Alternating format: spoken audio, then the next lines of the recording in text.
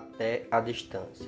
É uma adaptação das atividades de assistência técnica e extensão rural do Bahia Produtiva, projeto do Governo do Estado da Bahia, por meio da Secretaria de Desenvolvimento Rural do Estado da Bahia, executado pela CAR, Companhia de Desenvolvimento e Ação Regional, com recursos provenientes de acordo de empréstimo com o Banco Mundial.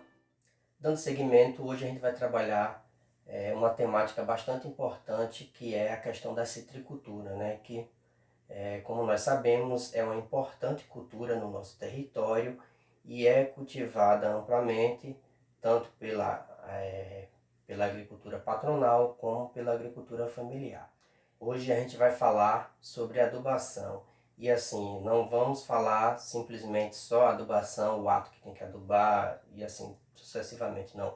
Hoje a gente traz, digamos que uma provocação, porque a gente sabe que a citricultura no Nordeste, e a destacar a nossa região, o litoral norte, agreste baiano, ainda temos baixas produtividades por inúmeros fatores. E um desses fatores que contribui para a baixa produtividade é a questão da nutrição. Então, hoje a gente vai bater nessa tecla, vamos deixar essa provocação aqui. É tanto que a gente vai estar destacando que o nosso propósito hoje é adubação para altas produtividades, ou seja, a gente vai buscar uma adubação que chegue próximo da precisão. Então, a gente tem que ter uma organização, tem que ter alguns fatores e a gente vai refletir em relação a isso, né? Então, o diálogo é nesse sentido.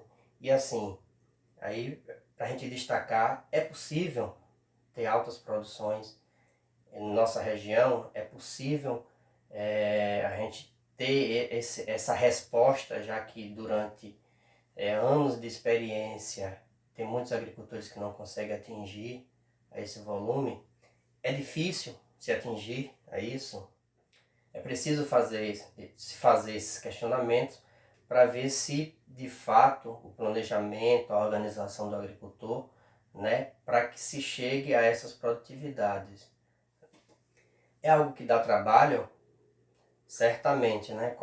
Qualquer atividade que a gente realiza no propósito de melhorar, para se buscar êxito, vai ter que gerar alguma demanda de trabalho, isso é lógico. Mas e aí vem a questão, né? É possível dar certo? Se paga isso? Então, tem mais algumas questões que eu quero destacar. Adubar. Por que adubar, né? Então, se a gente vai pensar em adubar, a gente tem que ter um planejamento de safra. Sem um planejamento, a gente não tem uma programação de adubação, fica aleatório. Então, como é que se faz projeção de safra se não se faz um planejamento de manejo de um modo geral? A gente vai especificar o manejo de adubação, quantidades, né, a ser adubado. Então, a gente pergunta, adubar com quê? Qual nutriente, né? Quanto se adubar? Quanto se vai utilizar de adubo nesse sentido? Quando, ou seja, o período, como é que a gente distribui, como é que a gente equaciona, né, e fraciona essa adubação ao longo do ano, né? Visto que a nossa janela de chuvas ela é encurtada, né? A gente tem até que um volume significativo, um índice pluviométrico relativo, embora que nos últimos anos venham caindo esse índice pluviométrico, porém a distribuição ela não acompanha, né? Então se concentra em um período do ano e a gente tem um período de veranico, né? E aí, e com que, né, se adubar? Existem inúmeras possibilidades, inúmeras fontes, desde ela orgânica, natural, até o adubo sintético. Então, como tomar essa decisão, né? Qual vai ser a decisão mais acertada para o momento? Então, talvez a decisão não seja isolar algumas possibilidades, seja associar possibilidades. Então, é algo que a gente tem que estar refletindo. E também a gente tem que pensar na qualidade, lógico, de um modo geral, na qualidade do nutriente que vai estar trabalhando, na qualidade do produto que se quer chegar. Então a gente tem que ter uma visão de mercado. Qual é o mercado que a gente quer atingir? A gente quer fruta de mesa? A gente pensa mais na indústria, então tem que ter esse know-how, né, essa definição para que oriente, norteie os manejos, né? Porque logicamente a gente vai focar na adubação, mas Um exemplo claro é manejo fitossanitário, né? Se uma fruta ela vai para a indústria e tem e a planta é acometida por determinada praga, exemplo do ácaro da ferrugem, falsa ferrugem, o fator casca, né, não está bem apresentável para a indústria, não é problema. Mas se for para a indústria, para a mesa, já tem problema. Então, são algumas informações, monitoramento que o agricultor tem que fazer para que consiga tomar essas decisões. E, de modo geral, a questão do ambiente, né? As nossas tomadas de decisões, elas têm impactos, né? Não só isolado na propriedade, como fora dela e até mesmo dentro da propriedade, esses impactos ambientais têm que ser relativizados. Então, tem que ser o mínimo possível. A gente tem que conviver com a natureza, não degradar a natureza. Então, esse ambiente ele é muito importante. E uma pergunta que todo agricultor tem que se fazer, né? Se paga, né? De onde vai vir esse recurso, como é que se dá esse planejamento. Então, é algo que vai impactar no bolso do produtor. Mas, volto a mencionar, se o planejamento for organizado, for bem feito, a resposta ela tem. Então, o volume que se produz a mais se compensa. Então, é algo gradativo. A gente vai ver ao longo que não é possível eu passar de 15 toneladas para 30. Mas é possível galgar, né, etapas e fases. E essas fases, diga-se de passagem, se inicia lá na implantação. Muitas vezes a gente é questionado, né, em relação às baixas produtividades.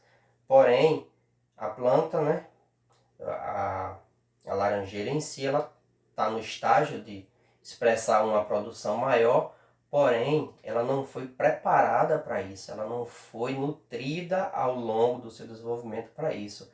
E alguns agricultores não conseguem enxergar essa lacuna, né? Não, a partir de agora, se eu aumentar a adubação, eu vou ter essa resposta em produção, porque para o ano dela, né, a literatura diz que essa produção é possível, só que não é bem assim. A gente está falando de cultura perene. Cultura perene é acumulativo, ou seja, a nutrição ela é gradativa e acumulativa, ou seja, a adubação que é feita no ano tal, ela é aproveitada e exportada uma parte nos frutos e outra fica armazenada na planta. E esse nutriente ele vai ter função na próxima safra, então é acumulativo. À medida que se aduba, uma parte é exportada, mas uma parte é acumulada e precisa de um tempo para isso. Então, não são adubações com as melhores fontes, né, de nutriente ou adubações em quantidades altíssimas que vai instantaneamente trazer esse retorno, essa resposta para o produtor, né? Então, temos que ficar atento a essa questão. Mas assim, por que adubar? O que é adubar, né? A gente tem que se fazer essas perguntas para que a gente comece a refletir melhor a situação, né? Então, a primeira coisa é que a gente tem que ter clareza. O solo não é uma fonte inesgotável. Embora ainda, infelizmente, tem alguns agricultores que acreditem nisso, né? Não, sempre plantei e deu, né? Sempre plantei e produziu. Mas as quantidades estão sendo satisfatórias, está tendo evolução de produção em si, então é necessária essa reposição. Tanto a reposição de macronutrientes como de micronutrientes. Como o nome já diz, macro, porque a planta demanda em quantidades maiores, como a gente vai ver mais na frente em alguns gráficos, qual é a necessidade, né, de cada nutriente que a planta tem ao longo do seu ciclo, né? E os micronutrientes em menor quantidade, porém não em menor importância, né? É por isso que eles são caracterizados como os elementos essenciais, né? Então esses 13 macro e micronutrientes estão no solo e também tem aqueles que está no ar, né, na atmosfera, que é o hidrogênio, o oxigênio e o carbono, né? Então, esses nutrientes se esgotam e existem alguns que o processo é mais acelerado, é mais rápido. Então, a necessidade de reposição é maior, ou não só a necessidade de reposição, mas a necessidade de técnicas de manejo que possa fazer com que esse nutriente permaneça por mais tempo no solo, né? Então são algumas questões que a gente tem que estar ponderando. Adubar é importante porque adubar nada mais é do que você devolver ao solo aquele nutriente que foi tirado, que foi absorvido pelas plantas e foi exportado. Como é que ele é exportado? À medida que é vendido os frutos, vai-se uma porcentagem de nutriente naquele fruto, né? A planta absorve esse nutriente do solo e da atmosfera, o mineral absorvido do solo e é exportado quando é vendida essa fruta. Então, se esse nutriente saiu do ciclo de produção, ele tem que voltar de alguma forma, porque senão vai haver um déficit, né? E aí, eu já mencionei em um outro momento, mas o que é adubar? Então, a gente tem uma formulazinha bem simples que explica bem o que é isso. A adubação nada mais é do que a planta, o que ela demanda de nutriente para fechar seu ciclo, menos solo, mas menos solos na questão do nutriente, menos a quantidade de nutriente que tem no solo. Então, um exemplo bem simples, se a planta tem uma demanda para fechar seu ciclo de 100 kg de nitrogênio por hectare, 100 kg de nitrogênio por hectare para fechar seu ciclo, né, uma safra, porém o solo só tem a ofertar 50, então 50 kg de nitrogênio é o déficit. Esse déficit tem que ser reposto, e aí é que entra a questão da adubação.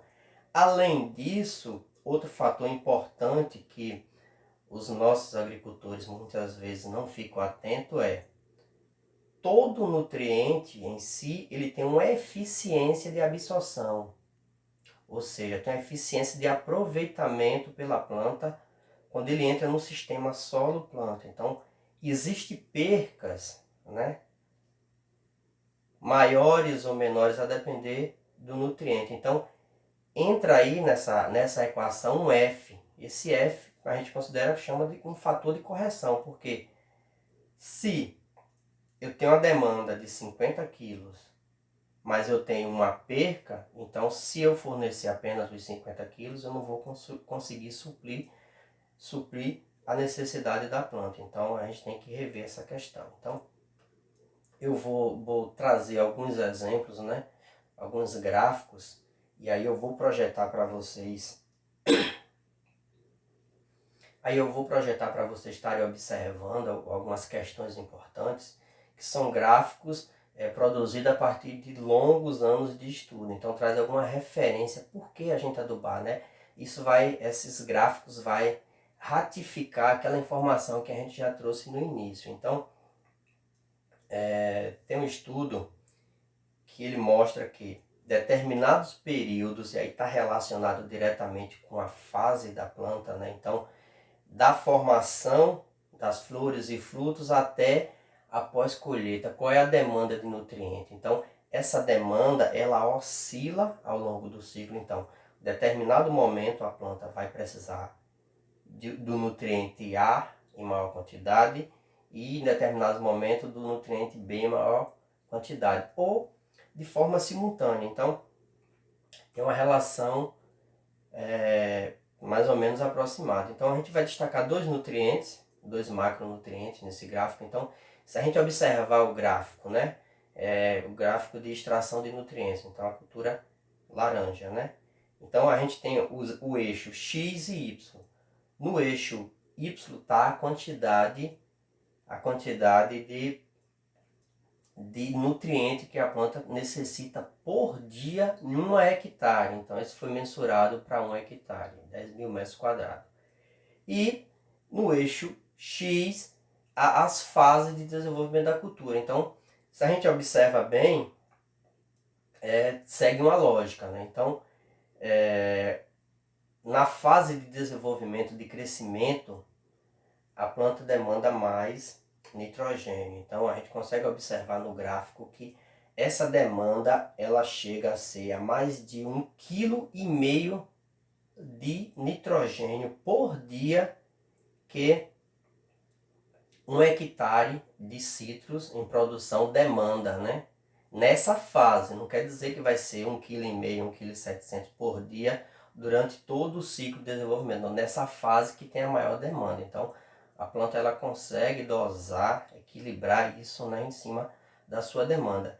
E o outro nutriente que a gente quer destacar é a questão do potássio, né? Então, o potássio, a partir da fase de crescimento do fruto até a sua maturação, tem uma demanda muito alta, né? Então, nessa fase, acima de 1,5 kg por dia de potássio que 1 hectare de citros demanda. Então, essa é uma informação muito importante e que norteia no processo de adubação. Então, é importante ficar atento a essas questões. O próximo gráfico, ele já é mais específico, né? Não está relacionado a tudo que a planta demanda de nutriente, mas está relacionado ao nutriente que vai para o fruto, né?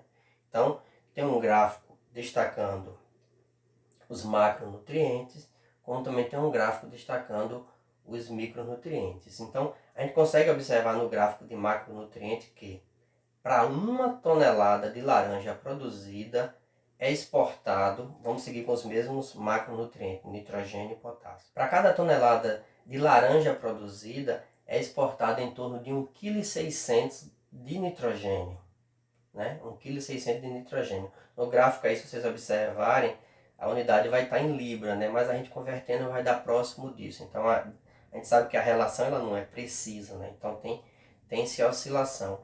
E em relação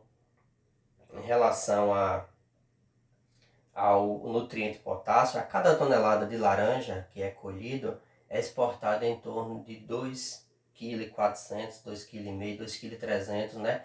Nessa relação, né, pode oscilar para mais ou para menos, de potássio que é exportado. Então, daí, né, vem já os primeiros indicativos como é que a gente vai seguir, né, discutindo essa questão da adubação. Então, se eu quero altas produções, eu tenho que ter consciência que, a partir do momento que aumenta a minha produção, aumenta a demanda por nutriente. Então, aquela adubação básica que eu fazia antes, ela não é suficiente.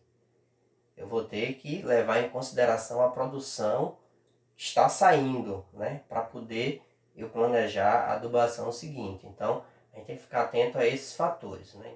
Em relação aos micronutrientes, o gráfico está aí, como já destaca, em micro, então a unidade que está sendo representado é em gramas por tonelada. Então são quantidades relativamente pequenas, mas é nutriente que está saindo. O nutriente que está saindo tem que ser reposto para que na próxima safra não haja déficit, né?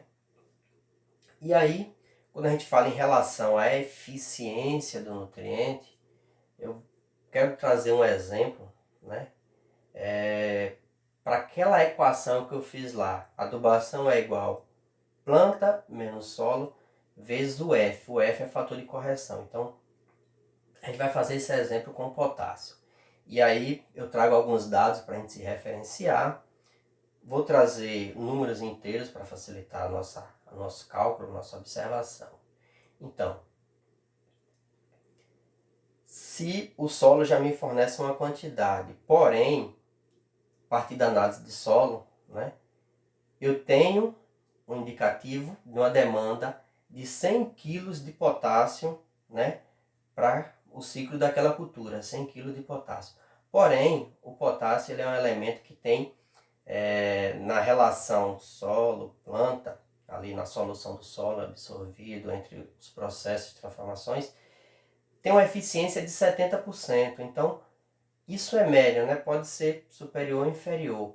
Eu já tenho que prever isso na minha adubação. Se eu vou ter 30% de perca, eu tenho que repor. Então, aqueles 100 quilos iniciais que a planta demanda, eu tenho que levar em consideração o que será perdido do nutriente que eu vou estar utilizando. Então, se eu fizer esse cálculo, é bem simples, eu pegar 100 quilos e adicionar 30% em cima desses 100 quilos, fazer essa relação, eu vou chegar aqui a real necessidade que a cultura vai ter, levando em consideração essa perca, não vai ser apenas 100 quilos de potássio por hectare, mas sim 142,86 quilos por hectare de potássio. Então, vocês veem que se a gente pensar numa adubação convencional, não levar em consideração todas essas questões, né, as informações elas não forem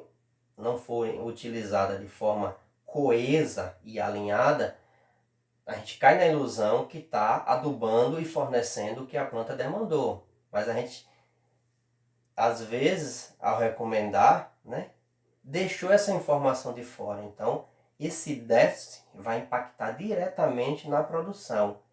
E aí eu pergunto, nós citricultores, estamos observando essa questão? Estamos tomando esse cuidado ou estamos fazendo simplesmente adubação básica?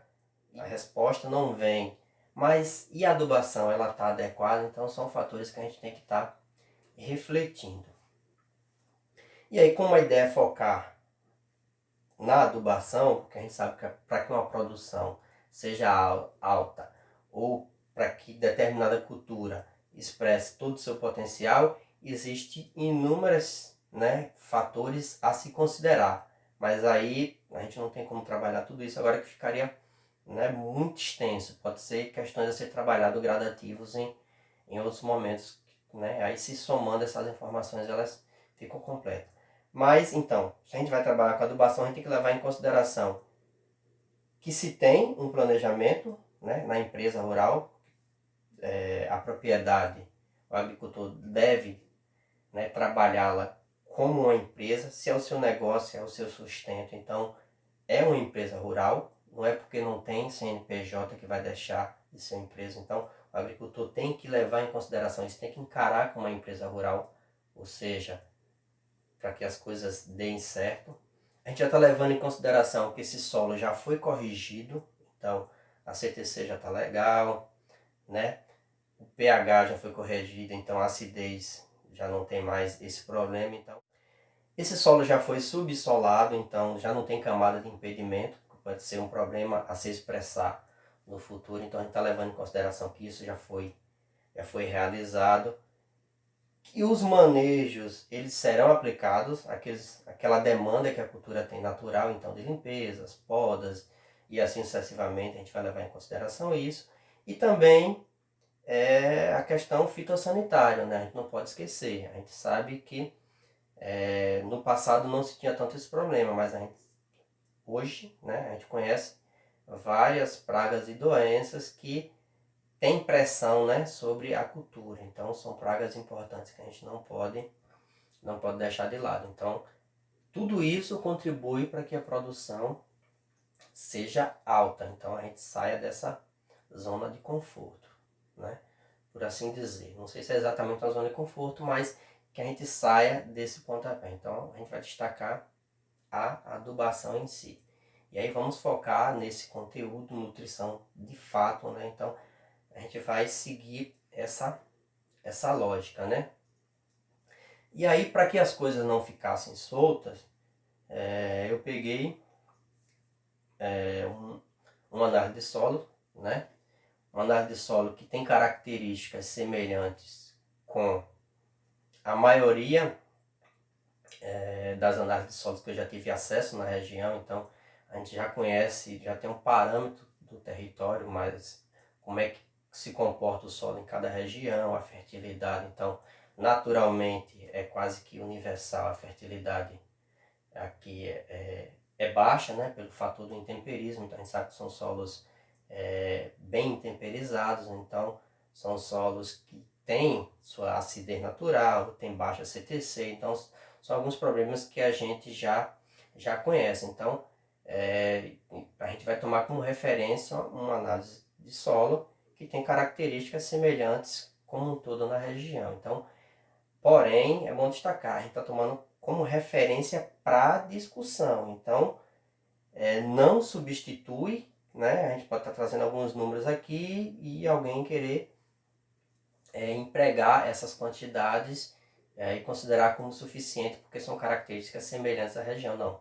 Cada propriedade ou propriedade dividida em glebas, a depender da heterogeneidade do terreno. Então, tem que ter sua análise de solo. A partir daí, essas referências elas ficam mais precisas. E a cultura em produção, além da análise de solo, recomenda-se a análise foliar, né, para que seja mais preciso na correção. E principalmente para recomendar a questão do nitrogênio. Então, a análise foliar ela é bastante assertiva nesse sentido, já que a análise de nitrogênio de solo não são análises de rotina, né? É mais uma questão de pesquisa. Então, a análise foliar ela é muito importante.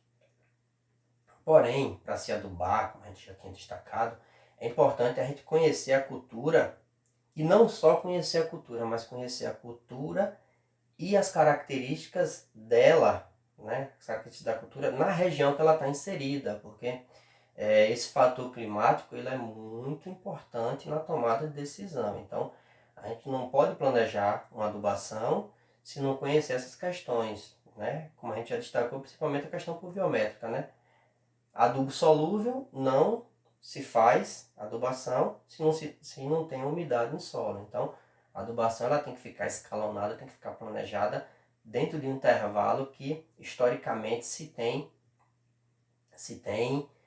umidade, né? Se tem chuvas. Então, a gente tem que ficar atento a essas questões. E aí, vamos de fato para as recomendações. Então, as nossas recomendações, a gente vai partir do princípio que a gente vai estar implantando o pomar e vai levar até a fase de produção. Então a gente tem indicativos, né, da demanda de fertilizantes em todas essas fases. Olha que a gente não vai estar dizendo qual é a fonte, a gente não vai estar trabalhando qual é a fonte do nutriente. A ideia aqui é a gente trabalhar a demanda pelo nutriente, porque as fontes são diversas, então vai depender de N fatores para se selecionar as fontes, que aí é uma discussão mais ampla, que demanda mais tempo, então é outra questão. Então a gente vai subdividir em 3 etapas. Primeiro, adubação de base ou pré-plantio, então é lá a adubação de fundação, antes que se chegue à planta, então a gente vai levar em consideração. Por quê? Muitos agricultores às vezes economiza no momento de se implantar a cultura, e é algo que deveria ser totalmente inverso, porque se a gente tem, né, uma cultura perene que vai ficar lá por 20, 30 anos, se for bem manejada, 20, 30 anos, então só se planta uma vez e depois de feito não tem como refazer. Então a primeira questão é o preparo inicial para implantar a propriedade tem que ser bem feito. Não dá para dar jeitinho ou criar alternativas nesse sentido. Então, se a gente não tem um preparo inicial bem feito, então a gente vai ter consequências na frente. Essa consequência pode não vir logo nos primeiros anos, mas a partir de um determinado período, com certeza vai acontecer esse problema. Adubação de formação,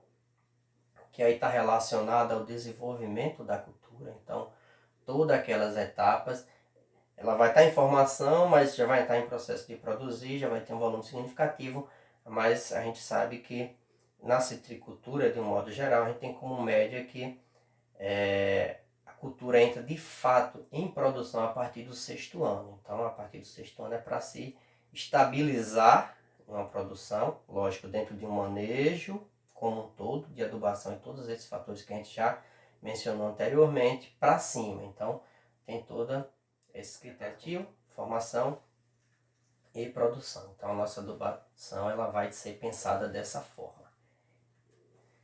E aí, no pré-plantio, levando em consideração a análise de solo que a gente tomou como referência, aí a gente vai ter uma demanda de 90 gramas de P2O5, que vai na cova. Então, 90 gramas de P2O5 é um valor significativo, porém é uma demanda real, né? A gente está trabalhando num solo arenoso, então essa demanda de fato existe e é interessante, né? A gente, como eu falei, a gente não vai destacar, mas é interessante que essa adubação de fundação, essa fonte de fósforo seja o superfosfato simples, né?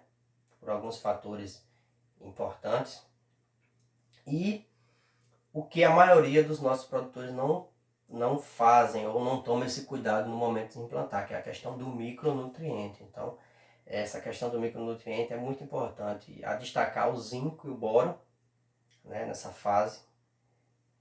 E os demais micro, logicamente. Então, nesse contexto, em vez de estar indicando fontes separadas, a gente vai estar indicando o FTE-BR12. Então, a gente vai estar indicando 60 gramas de FTE-BR12 para ir no coveamento. Então, é essa quantidade de nutriente que a gente está indicando para se implantar.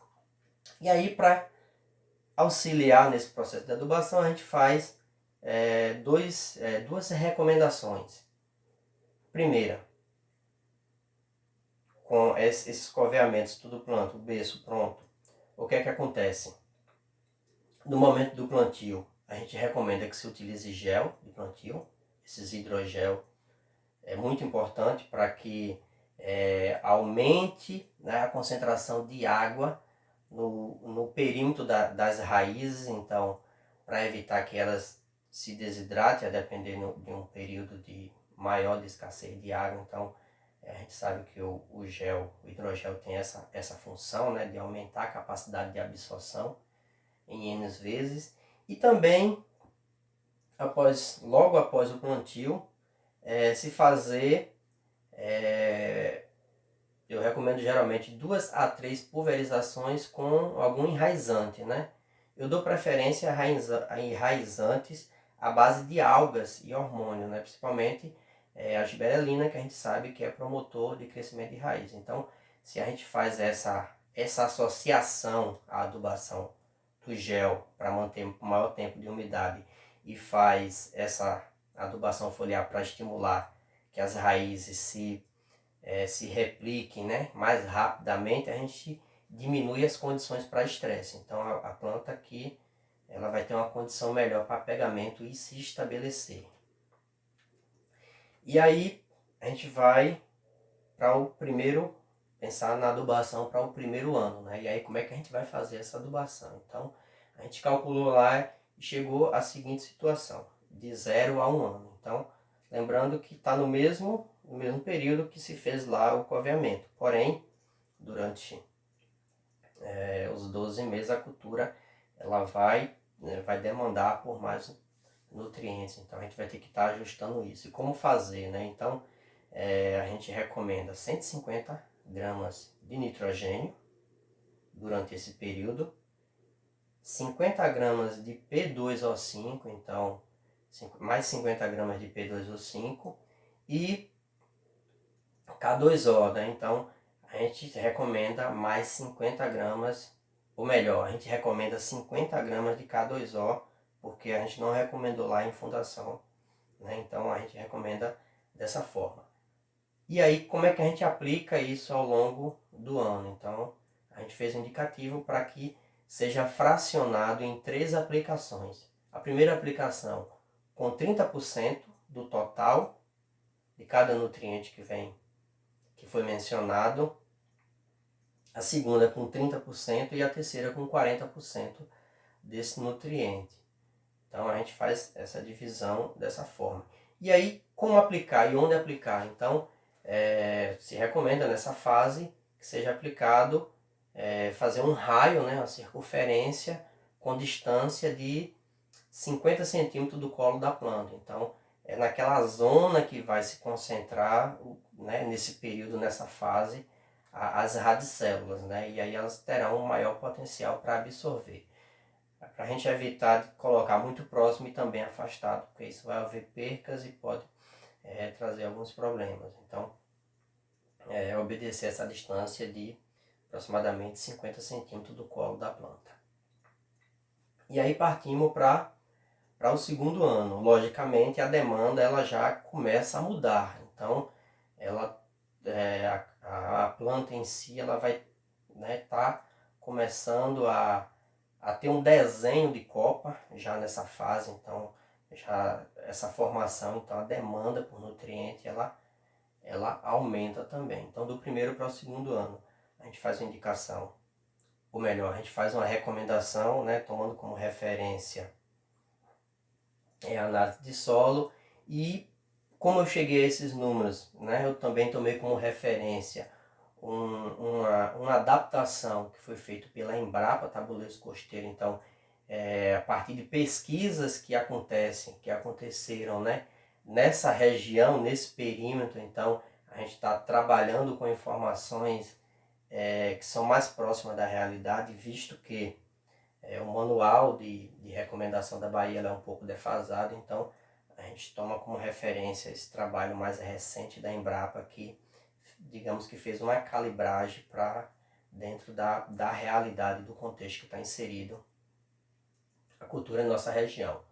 70 gramas de P2O5 nesse período e 70 gramas de K2O, né? Então potássio 70 gramas.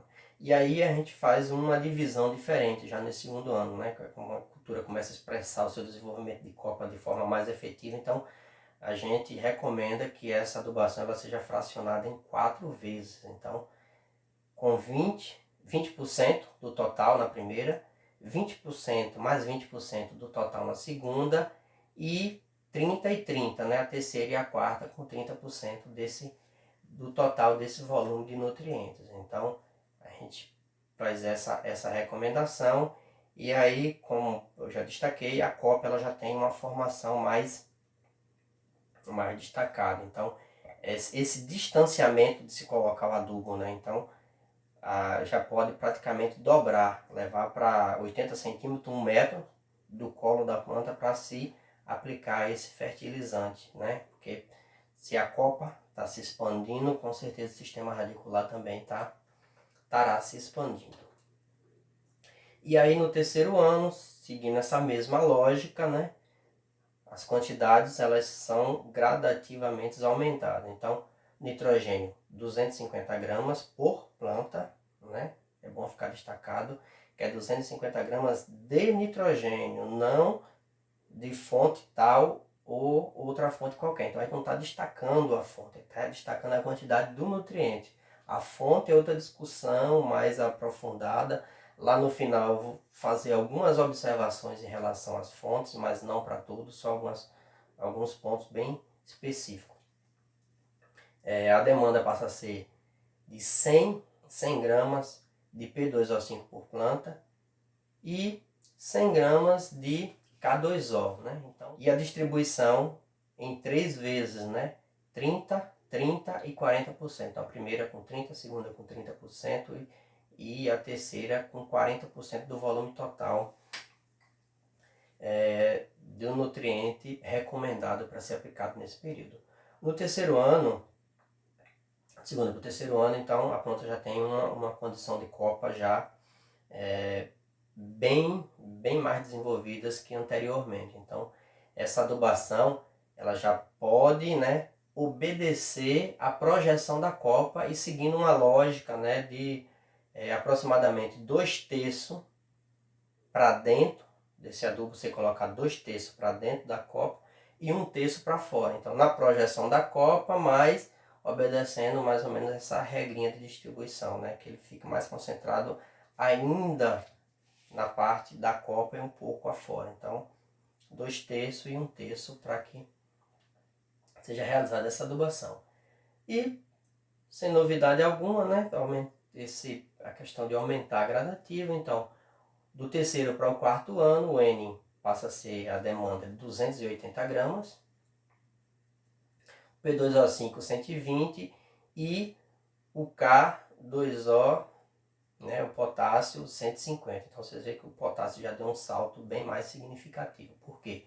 Do terceiro para o quarto ano a planta já está produzindo, já tem um volume de frutos, né, que pode ser colhido. Então o potássio passa a ser demandado. Se vocês lembram lá do gráfico que a gente destacou, né, o potássio ele é um nutriente que tem a maior demanda pela planta. Mas essa demanda ela só começa a chegar a partir do momento que se tem produção. Então é algo que a gente tem que ficar atento. Esse potássio que vai para o fruto, essa quantidade, porque se vocês observarem, a quantidade de N ainda é maior, porque o N tem outras funções que vão acumular, né, esse nutriente na planta como um todo, que não é no fruto. Se vocês lembram do gráfico, a quantidade de N no fruto, né, que é exportado por tonelada, é menor que o potássio, porém a demanda da planta como um todo pelo N é maior. Do quarto para o quinto ano, né, então a planta fechando, né, sua fase de formação, então a demanda passa a ser de 300 gramas de N, 300 gramas de N por planta, isso por ano, né, logicamente, 130 gramas de P2O5 e 200 gramas de K2O. Então, a distribuição segue a mesma, né, a partir do terceiro ano, né? 30% na primeira, 30% na segunda e 40% na terceira. E aí as porcentagens continuam as mesmas a partir do terceiro ano, porém as quantidades a ser aplicadas elas passam a ser maiores relacionado, porque a demanda ela é maior, então tem uma recomendação maior desse nutriente. E aí vem a questão importante, né? Entrar na fase de produção, a partir do sexto ano. Então, o sexto ano é a fase que a gente tem que estabilizar e, de fato, ver se todo o manejo que foi dado de adubação ele foi correto e a planta vai responder essa demanda que a gente tem. Então, a partir do sexto ano, e aí a gente faz, essa adubação ela começa a ser pensada para a produção e não só para, né, naquela fase ali, porque se a planta ela atingiu a sua maturidade, então ela está em fase de produção. Então se a gente pensar que a adubação que foi recomendada para o sexto, ela vai ser para o sétimo, para o oitavo, para o décimo e assim sucessivamente. Porém, a gente não pode pensar dessa forma e nem recomendar dessa forma, porque como é que a gente vai ter esse aumento de produção se a adubação ela vai ser a mesma, né? E aí é aquilo que a gente destacou lá, né, na exportação. Quanto de nutriente é exportado em cada tonelada? E aí se eu aumento a produção, logicamente, eu aumento a demanda por nutriente. Então esse é um fator que a gente tem que estar atento. Então eu dividi a tabela a partir do sexto ano, uma tabelinha, uma regrinha bem simples. Chegou no sexto ano ali, a gente vai, né, deu o manejo correto, a adubação correta.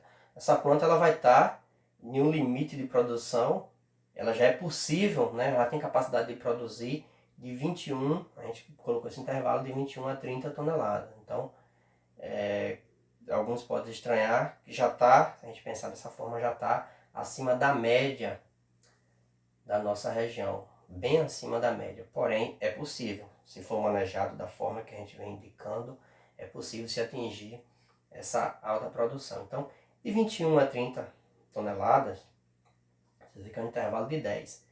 Aí a demanda de 350 gramas de N, 140 gramas de P2O5 e 240 gramas de potássio. E aí vem uma questão importante. A gente dividiu em intervalos, né? De 21 a 30, de 30 a 40, de 31 a 40, de 41 a 50 e a partir de 50 toneladas, né? Não é muito a realidade da região, mas é algo extremamente possível. Então, já se chega a produções bem maiores que isso ao longo do ano. Então, é possível a gente fazer, a gente chegar a essas produções. É por isso que eu destaquei. A nossa recomendação de adubação não é simplesmente uma recomendação de reposição, mas é uma recomendação calculada e projetada em cima de grandes produções. Então, a resposta ela vem a partir do momento que é manejado da forma correta. Logicamente tem outros fatores, mas a gente está destacando, né, frisando essa questão. E aí, o que é que acontece? Primeiro, primeiro ano, está no sexto ano ali. Então, no primeiro ano, nessa adubação, nessa recomendação para o sexto ano, a cultura, né, a gente está projetando de 21 a 30 toneladas por hectare. A cultura não conseguiu, né, durante aquele ano, não atingiu essa produção. O que é que acontece? Não se aumenta a adubação nessa questão. Então, se a cultura não conseguiu atingir, o que é que acontece? No ano seguinte mantém a adubação. Isso significa o quê?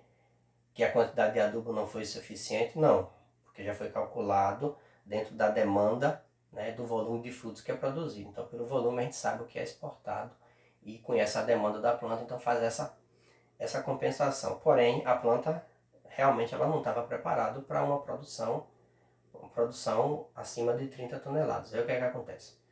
No ano seguinte, a adubação ela é recomendada da mesma forma do ano anterior. E aí no final você avalia, beleza, a cultura atingiu uma produção acima das 30 toneladas. Então aí no ano seguinte a adubação ela já vai ser planejada, projetada de uma forma diferente. A cultura já tem condição de produzir acima de 30 toneladas. Então a gente vai fazer uma recomendação com um acréscimo de 15 a 20% dos nutrientes que a gente já tinha da recomendação do ano anterior. Então, um exemplo, o N 350 gramas por planta, era a recomendação que a gente tinha. Se a gente fizer uma projeção de 20%, em cima disso vai ser mais 70 gramas. Então, né, nesse intervalo de produção, a recomendação ela passa a ser, em vez de 350 passa a ser 420 gramas anos, né? E assim sucessivamente, até chegar às produções que se está estimando. Então, cada intervalo de 10 que a planta começar a produzir, né, o pé de laranja dá esse retorno, essa resposta, a gente realiza um acréscimo de 15 a 20%, né? Então, a depender dessa demanda que a gente tem, que a gente vem calculando. Então, volto a frisar, não é o nosso bate-papo aqui, não é adubação de reposição de nutriente, é adubação projetada e pensada na produção. Se aumentar a produção, aumentar, né, a questão da renda. Então, tem-se um custo a mais e essa produção ela tem que compensar. Então, é a questão do planejamento que tem que ser calculado direitinho. Mas eu garanto para vocês que o retorno tem, né? Então, se a gente aumenta a produção, a gente sair de uma realidade, né, que é muito baixa, a média de produção da Bahia é muito baixa, mas se a gente implanta uma cultura e vem trabalhando ela, manejando como se deve, sem sombra de dúvida, ela vai expressar, vai conseguir atingir altas produções. Isso não tenha nenhuma dúvida. E aí é algo que a gente pode estar discutindo mais à frente com vocês, citricultores, e a gente pode estar avaliando, né, todas essas questões. Né? A gente pode ampliar essa discussão para fontes de nutrientes, como é que a gente vai estar cuidando dessas questões. Mas a resposta, sim, ela é possível. E aí, se vocês percebem, eu venho destacando a questão dos macronutrientes, né? E os macronutrientes primários, né? Nas nossas recomendações. Tantas gramas, né? Ano, nitrogênio, fósforo e potássio, né? Que são os macronutrientes primários. Tem os macronutrientes secundários que um exemplo do cálcio e o cálcio, magnésio e enxofre, que eles estará sendo suprido no momento das correções das calagens, né? A calagem e na gessagem, e também na questão da adubação foliar, que é uma questão que eu queria destacar, né? Vocês lembram que lá no início eu falei que os micronutrientes, né, têm sua função, eles são considerados essenciais, apesar da baixa demanda em volume, mas a planta necessita daquele nutriente para que feche seu ciclo como ela demanda, né? Feche da melhor forma possível. Então, esses micronutrientes eles podem ser repostos de forma foliar. Então, é algo que o agricultor tem que estar planejando e pensando para fazer essas reposições, né, de nutrientes, nesse caso o micro. Mesmo porque as adubações foliares, a gente vai ter um momento para discutir isso mais a fundo, mas a adubação foliar em si, ela é empregada quase sempre com a finalidade de correção, né? Correção da deficiência de nutriente naquele momento, ou disponibilizar, né, nos momentos que a gente sabe que a planta vai ter maior demanda. Então, a adubação foliar ela é prontamente absorvida pela planta, então tem algumas fases que a gente vai em um segundo momento discutir, mas o agricultor tem que pensar nessa adubação foliar, né? Porque não adianta suprir os macronutrientes e deixar em déficit os micros, né? Então, a adubação foliar ela é essa via importante para a reposição desses micros, lógico. Tem um exemplo, o boro em si, ele é um micronutriente que ele tem uma maior resposta, né, aplicado via solo, mas aí é uma questão específica. Isso quer dizer que não pode ser aplicado via foliar? Muito pelo contrário. A gente vê reposições, né, contínuas de boro via folha, principalmente no momento de pré e de floração da cultura. Então essa demanda ela é ajustada. E uma coisa importante, essas adubações foliares elas devem ser planejadas e organizadas para acontecer junto com o controle fitossanitário. Por quê? O custo de aplicação ele vai ser único, então se já tinha a aplicação prevista, né? Seja ela uma aplicação natural, seja ela uma aplicação com produto sintético, mas o foliar já pode ser inserido nesse momento, né? Então a maioria dos foliares são compatíveis com esses produtos fitossanitários. E aí eu quero destacar uma situação importante, né, que é em relação ao nutriente nitrogênio. Então, é um nutriente que a gente já percebeu que a planta demanda em maior quantidade, porém, a gente tem que tomar alguns cuidados ao trabalhar com nitrogênio, né?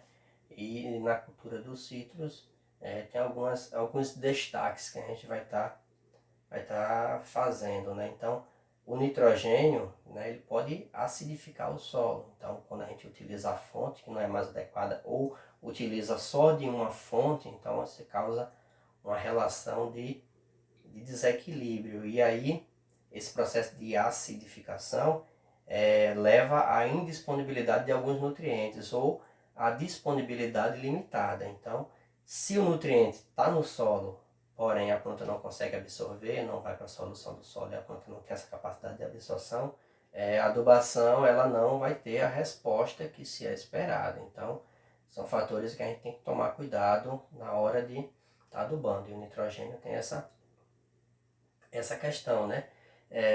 E aí, dentro dessas ressalvas, faz necessário a gente trazer algumas informações relacionadas principalmente a fontes de nitrogênio, né?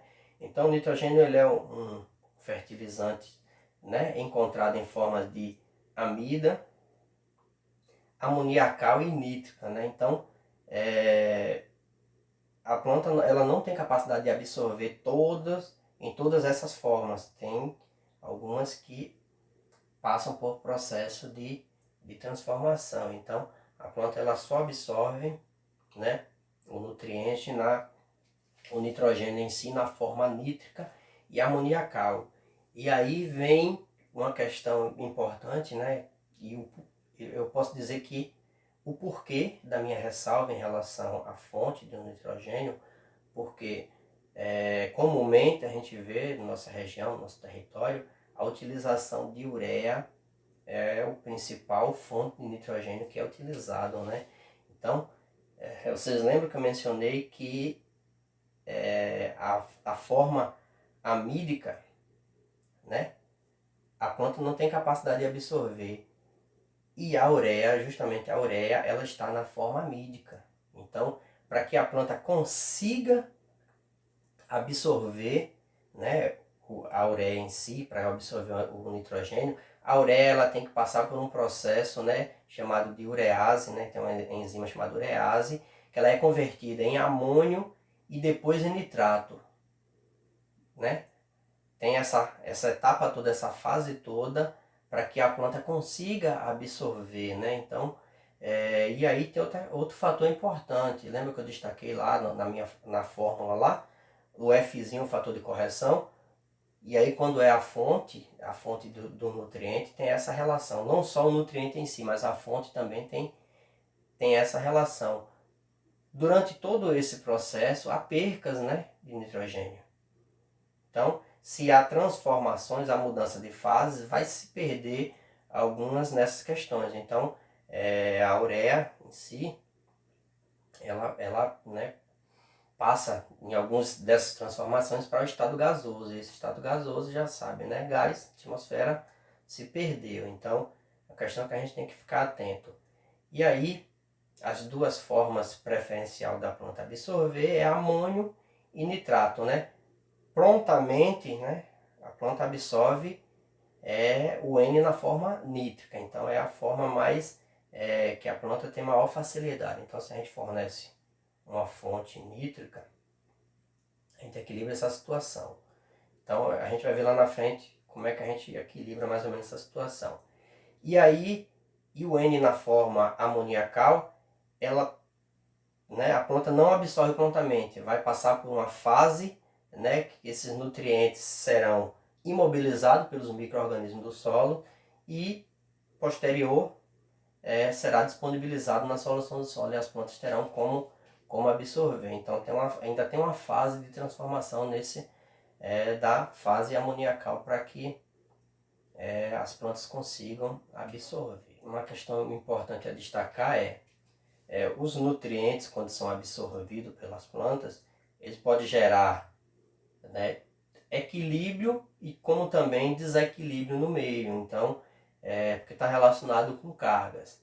E tem uma questão importante a gente destacar. Quando a planta absorve o nutriente, ela, né, faz um equilíbrio de cargas. Ao absorver, um exemplo, o amônio, destacando essa situação, ela libera o H+, que é o hidrogênio. Porém, esse hidrogênio, né, liberado, o que é que acontece? Ele leva à acidificação do solo. Então, tem esse efeito maléfico, né? E ao absorver o nitrato, a planta libera o OH, OH-, então, conhecido como a hidroxila, né? Então, que alcaliniza o solo. Então, diferente do H+, que acidifica, alcaliniza. Aí o que é que acontece? Se a adubação ela é equilibrada com uma fonte amoniacal e uma fonte nítrica, o que é que acontece? Ao liberar da fonte amoniacal, ao liberar o H+, que seria problema, né, que acidifica o solo, porém a adubação também ela é compensada com a fonte nítrica, que é a liberação do OH, né, que é a hidroxila, a junção, né?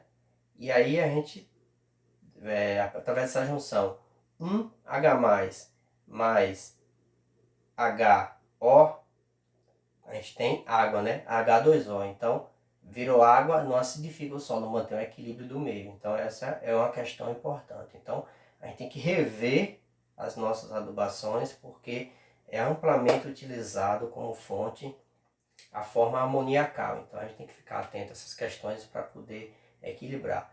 E é importante se ter as duas fontes, sim, até para a gente destacar, né, que ao ser absorvido, um exemplo, né, duas questões, o nitrato carrega para a planta, né, íons de cargas positivas, então acaba auxiliando a planta na absorção de elementos, de minerais de cargas positivas, por exemplo, magnésio, o cálcio, o potássio.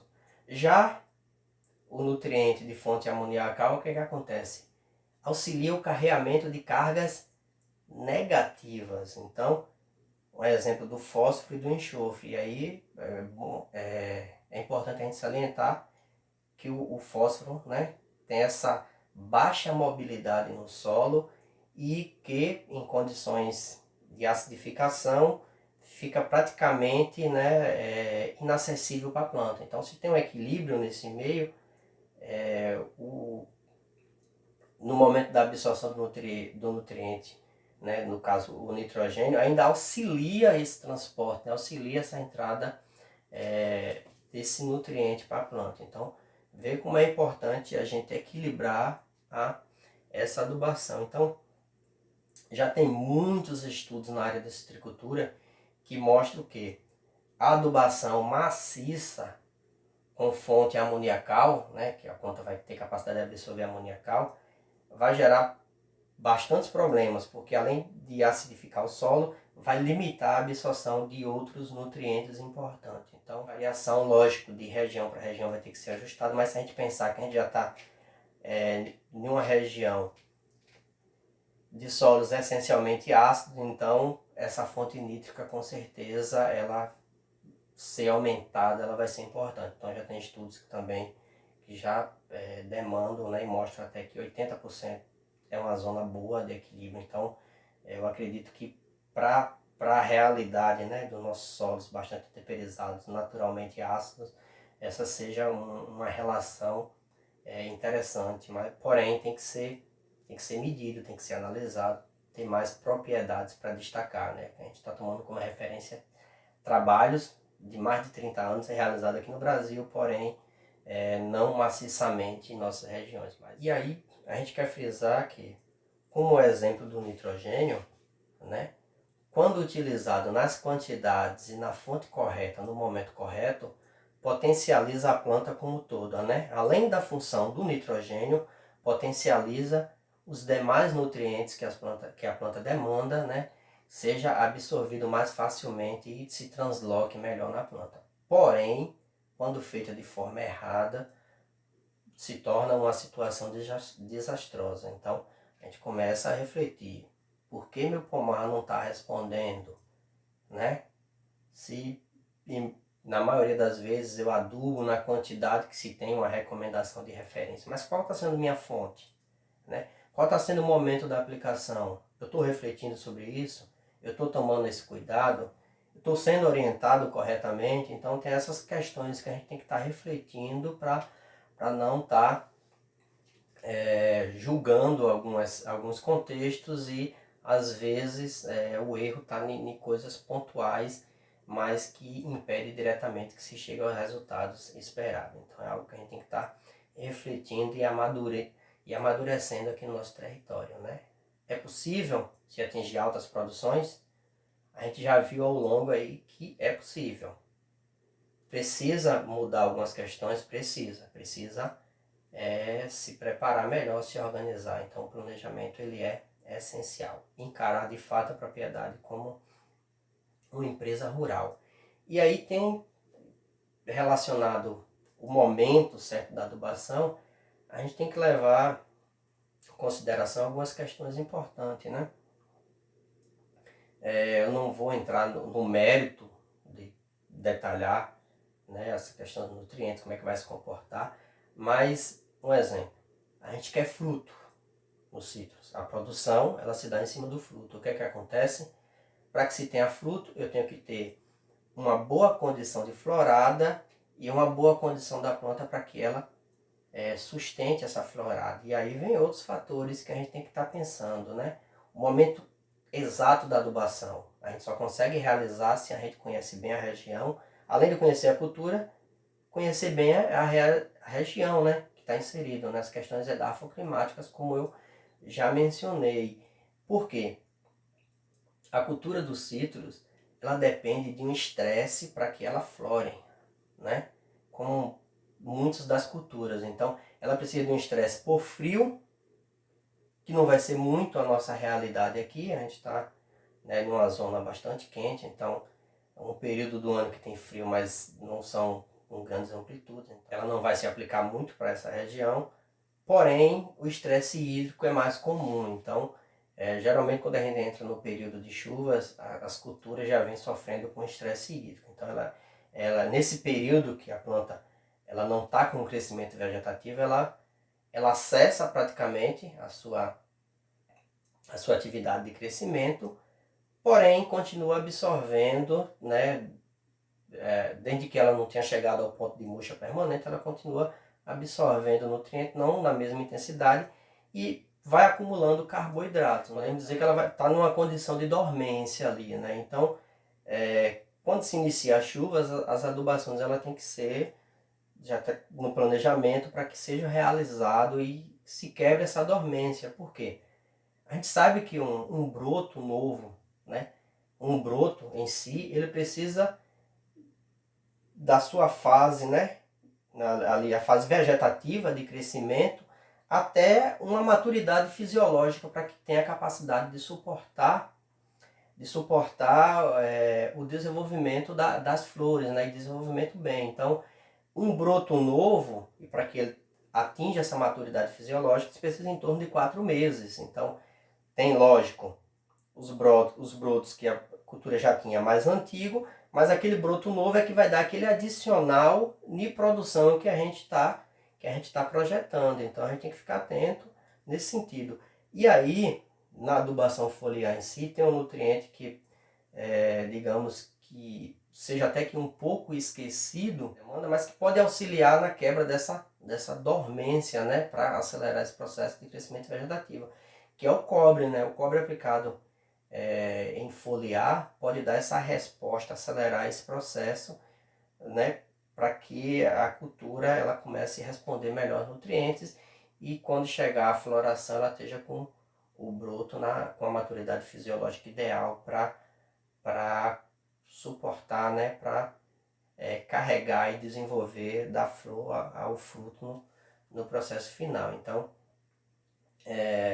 essas fases têm que ser bem definidas, né? A gente pode dizer que quebra dessa dormência, desse período, o crescimento vegetativo, então, é onde vai estar tendo a diferenciação, né? A divisão celular, vai estar aumentando rapidamente, e essa maturidade fisiológica, que é a parte de indução floral em si. Então, precisa desse intervalo.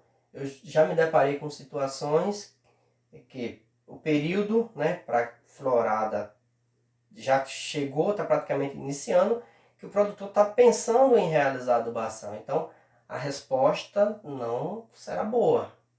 E aí a gente tem que estar atento a essas questões. Aí é de se refletir, né? Existe adubo bom o suficiente para dar essa resposta? Não. A planta ela precisa acumular uma quantidade de nutrientes, né? Então, a gente conta em meses, né?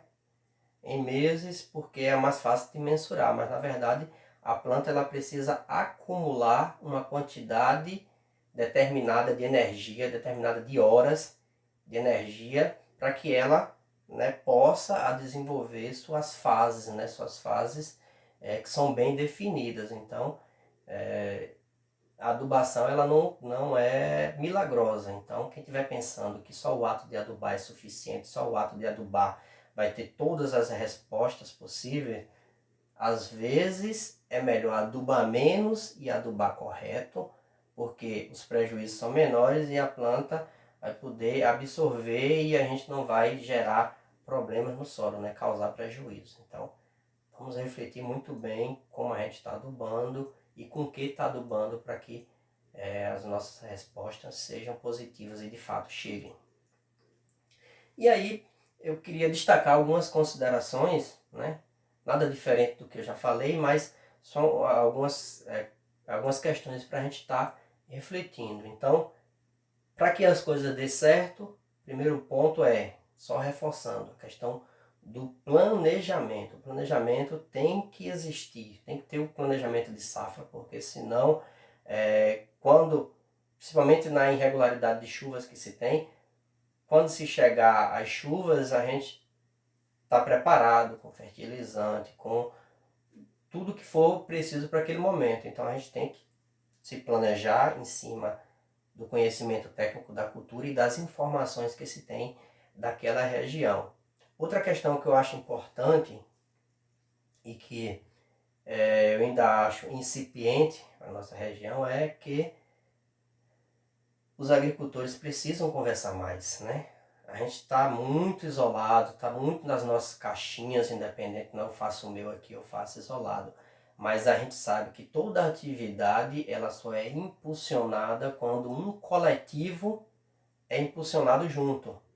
Porque não existe polo de nada, de qualquer coisa que seja, não existe um polo sem agregação de várias pessoas. Então, quando você tem um destaque, nesse caso especificamente quem está falando da laranja, a gente tem um destaque, a gente já tem aquela referência daquela região, então a estrutura, né, ela começa a chegar, reconhecimento de mercado, então possibilidade de compra, valorização do produto. Então a gente precisa conversar mais, a gente precisa interagir mais, trocar mais informações, não ficar cada um dentro do seu quadrado. E outra questão é, como destaquei, né, vários fatores interferem na produção dos citros, né? Então a gente não pode pensar e nem se debruçar só sobre uma questão, e nesse caso aqui em destaque, a questão da adubação. Não, eu vou dar a adubação que é demandada, mesmo que regular, porém deixar de lado as outras atividades, vou priorizar, então fica difícil. Então, se a gente não faz o controle fitossanitário quando era para fazer, se a gente não faz uma poda, né, para facilitar a entrada de luz, circulação de ar, tirar aquele broto que está ali, que não vai ter capacidade produtiva, né, e aquela energia possa ser transferido para a parte externa da planta, onde tem capacidade produtiva. Então, são algumas questões que a gente tem que refletir. Senão, o resultado não vem. Então, são algumas questões que eu queria ponderar, né, para a gente estar fomentando essa discussão aqui na nossa região, que é possível produzir e ter altas produtividades aqui em nossa região. Então, o que parece, o que alguns colocam que é realidade muito distante ou é realidade de outras regiões, na verdade são técnicas. É emprego de informação, é emprego de tecnologia. E quando eu falo em tecnologia, não falo de máquinas, equipamentos, eu falo de informação. É a informação que tem que chegar e ser aplicada, porque se eu não posso trabalhar, né, enquanto agricultor familiar, a gente sabe que tem as limitações de área, se eu não posso ter 10 hectares nessa condição, mas eu posso ter meia, eu posso ter uma, então dá para se fazer esse parâmetro, né, e a partir dessa meia ou dessa uma, se projetar para mais áreas. Então é uma organização, é um planejamento, mas que é possível, né? Pode não ser possível fazer em toda a área, mas é possível se aplicar e é possível ter essa resposta de produção. Isso é óbvio, isso é tarimbado, isso está comprovado pela pesquisa ao longo de anos. Então, é o emprego da informação, né, como ela deve ser ou como ela foi trabalhada, construída, melhorada, né? Não diria nem construída, mas como foi melhorada, que vai dar a resposta. Então, e assim, a gente fica por aqui com esse conteúdo, nos colocamos à disposição e até a próxima, né, para que a gente consiga alavancar junto a nossa citricultura na região, né? Então, existe um público que consegue ter altas produções por questões muitas vezes econômicas, então tem acesso a algumas questões, mas vamos nos juntar, que é possível, né, o pequeno produtor sair dessa relação de baixa produtividade e passar para uma alta produtividade. Então, a gente destacou a questão da adubação, mas existem outros fatores que dá para ser trabalhada associada que vai trazer esse retorno. Então, a gente fica por aqui e agradece. Até a próxima. Até a distância. É uma adaptação das atividades de assistência técnica e extensão rural do Bahia Produtiva, projeto do Governo do Estado da Bahia, por meio da Secretaria de Desenvolvimento Rural do Estado da Bahia, executado pela CAR, Companhia de Desenvolvimento e Ação Regional, com recursos provenientes de acordo de empréstimo com o Banco Mundial.